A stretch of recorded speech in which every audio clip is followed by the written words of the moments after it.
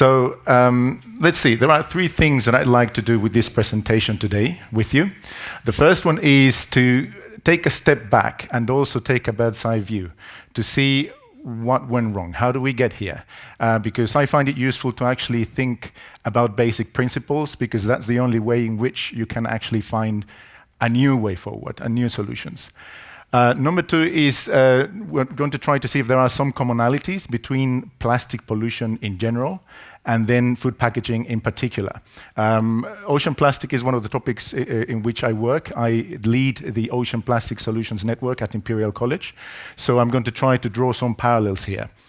And finally, I'm going to try to see if there's some convergence, because there might be some questions that we might be asking so that we can tackle both challenges, as it were, at the same time. Before I do that, I'd like to share with you a story, because although it happened many years ago, it still bothers me. But it's very pertinent to the two topics that we are discussing today. So one day I was in the car with my father, my uncle, and some of their friends, and we were in a traffic jam. I look out of the window that way, metal as far as the eye could see. On the other direction, metal as far as the eye could see. And then I was bored, and after some moments I just interrupted and said, "Hey, do you think one day we will run out of stuff to keep making all these cars?" And then everybody in the car started laughing. And I think, why? Because probably my question is not as intriguing, but probably their reaction is what is intriguing. And it's been bothering me all these years, and the proof is that I'm still talking about it now today with you. And the reality is that there is a thought pattern that is not unique to them, not unique to our city, but it's actually applicable globally. And this is a thought pattern that I've been beginning to call something that is like nothing happens until something happens. And that is, everybody, you might be familiar with it, everybody knows we should be probably doing more exercise or calling our relatives more often, and or probably trying to avoid pollution or things like that. But then we see everything seems to be going well until something happens. And then we wish that we had acted differently. So and that applies to all of these topics that we're discussing today. So please hold that thought, because it will become more relevant in the rest of the presentation. So let's go straight into the facts. Let's see what happens. How do we get here? One of the first things I want to talk about is population growth. If you see over there, we have the curve of population growth, and after 2050, it starts growing exponentially. And that's obviously, everybody knows here is after the Second World War, it was a period of reconstruction. So there were lots of jobs, lots of prosperity, and that meant more and bigger families. Until recently, because the numbers are starting to slow down. And over there. And we have data from India and from North America showing that actually the number of children per family is going down. So we are more or less on track to go to that medium projection. However, there's still growth, because the average number of children is still above replacement rate. So what does that mean for us and today? So all that means that we needed more products, food and non-food. We needed more transport over longer distances, because people are trading more, importing, exporting, and we need more preservation, again, also for food and non-food. And we also think in terms of business to business and business to consumer. More drivers that had got us the products that we have in their quantities and qualities and prices. So we see that I think it was 2015 when the world became more urban than rural. People are moving to cities. We have more women joining the workforce. That means more commuting time per family. And that means that the divorce rate as well is going up. So that means smaller families. And that leads us to some of the other drivers over here, so the international supply chains, and also that rate of innovation means that we're always catching up. We heard that this morning, and with the previous presentations. We can't keep up with all the things that we put in the market. But then also we started noticing that we need to minimize the wastage of food, because we need smaller portions. And something that has become very obvious again during the forum is that there are lots of unaddressed externalities. And of course, inflation is something that nobody escapes. This is another very similar graph, and I'm sure everybody in this audience has already seen something like this. But this is global annual production of plastic. And you can see, we're more interesting than the numbers, I think, is the slope of the curve. It's slightly more pronounced than the previous one. And why is that? So if you think about it, after the 70s, there is a group of countries, low-income countries, low-middle-income countries, that started industrializing. And that means that they become more prosperous, so there is more of them, they have more income, and they want to consume more per capita. So now in 10 years, they don't want each one of them one coffee, but maybe 2 or 3 coffees. And that's what gives us this exponential growth. You see, after the 2008 crisis, you still have like almost vertical growth, and it's not coming from a particularly low baseline. So that's quite telling. And then, of course, all those countries are trying, well, not trying, they're just by the nature of international trade, adopting Western practices, good and bad ones. And then the result of that is that we have, in the West and in high-income countries, we have created a system that legitimizes waste because we think we can afford it. Now, the problem is that in those places, they still have a lot of more important expenditures to do urgently. So it seems like they cannot afford it. And that is part of the result. And I say part of the result because this is the other part of the result. And now, why is this important? I'm sure all of you probably have seen pictures like this until you're tired of it. But it's very important because one thing is happening, that this is very visual and very evocative, and also is very difficult to deny. So now you see, as we have more and more people living in mega cities that are close to the sea or close to important rivers, this is also very close to people in space and also in time. It's not happening somewhere in a desert in 20 years, it's there and now.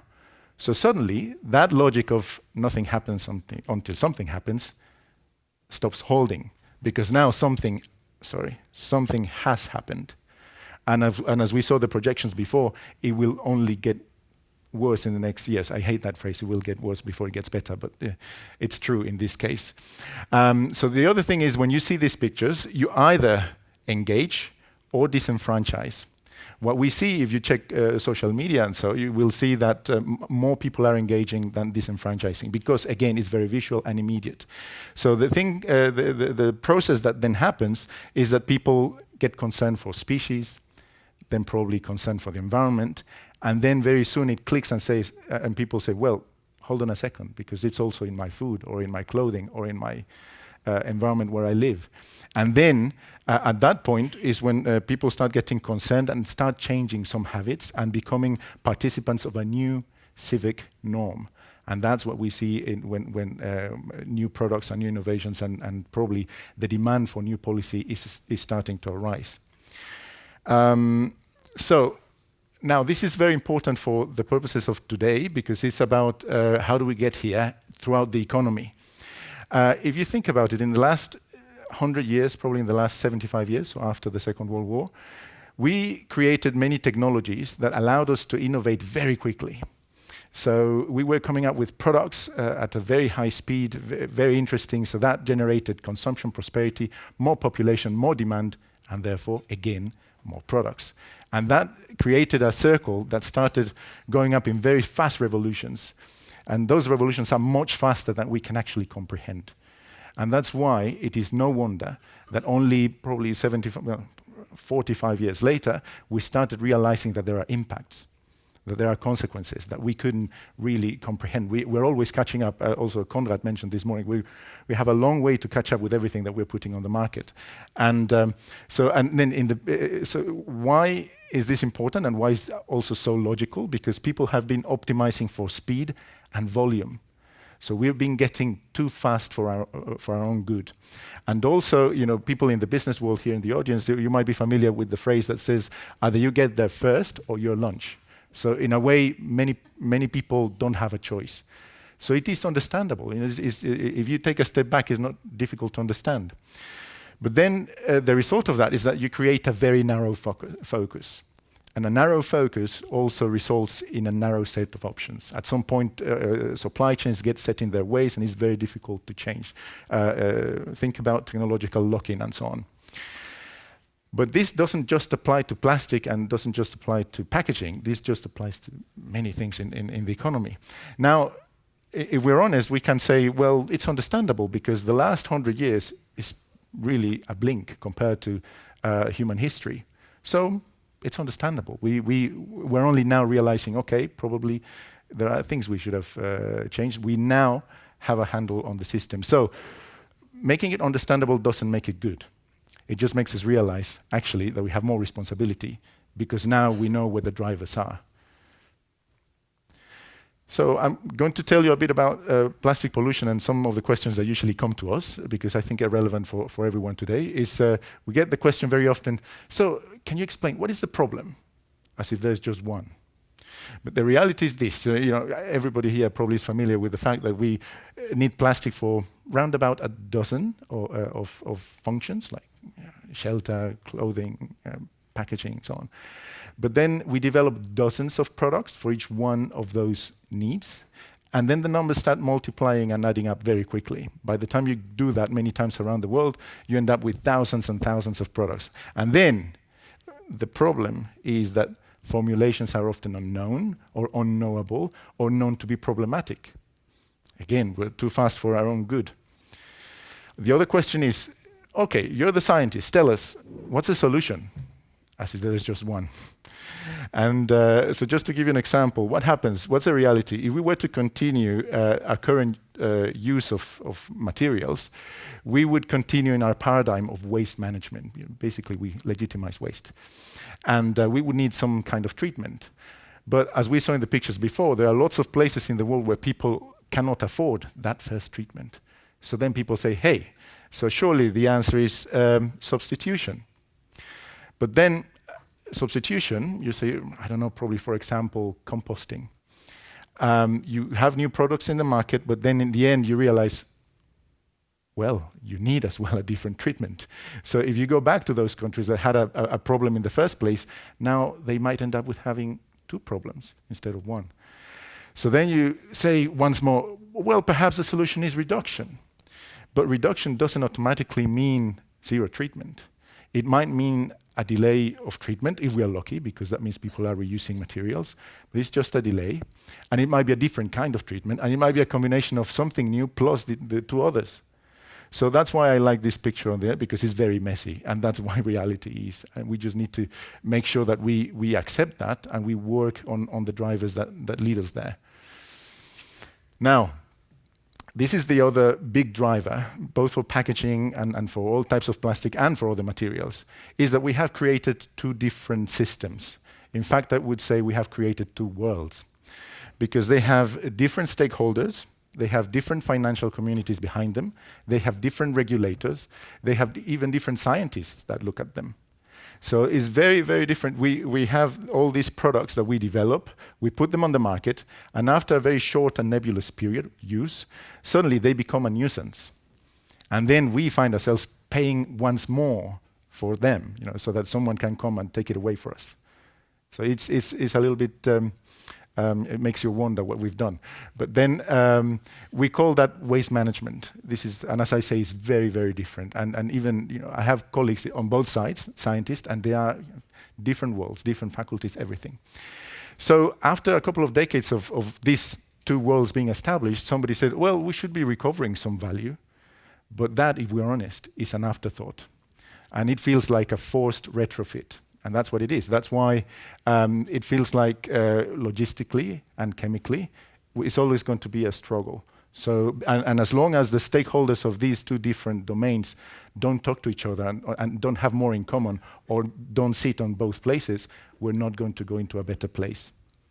So people talk about, it's been popularized, that phrase, take, make, dispose. Actually, I think it should be take, make hard to reuse, or actually make toxic, then use superficially and dispose. That's what it should be. Now, so where do we go from here? So we've seen that there are technologies, do we redesign, incinerate, compost, whatever. So I think in the end, we'll need some of those for some time concurrently. But what is more important is I would like to focus on some questions that we should be asking to drive future work. So how do we get ourselves out of this system that was too fast for our own good? I'm just going to read them because I think it's relevant for both subjects. It's how might we further link material to sustain value? How might we coordinate supply chain stages better? How might we increase material recovery from the outset?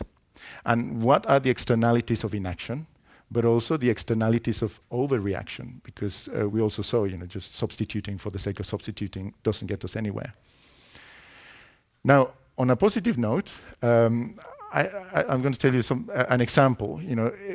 I'm sure that you would agree that what you need at home is the ability to make coffee every morning. You don't need to own 3 kilos of ugly stuff that sits on your kitchen, that then after some time you need to pay again for somebody to come and take it away. You need the ability to make coffee. So people in the 90s already realized that for photocopiers. That's why now you don't own a photocopier. You don't want 80 kilos of stuff in your office. You want the ability to make photocopies. And now I'm sure that nobody in the right mind would want to own a DVD player when we are moving to online viewing.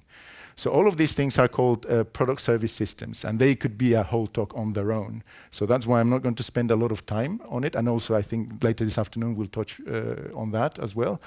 And but on a positive note, because I know that everything previous sounds like doom and gloom, I just had some pictures here of some things that are happening today.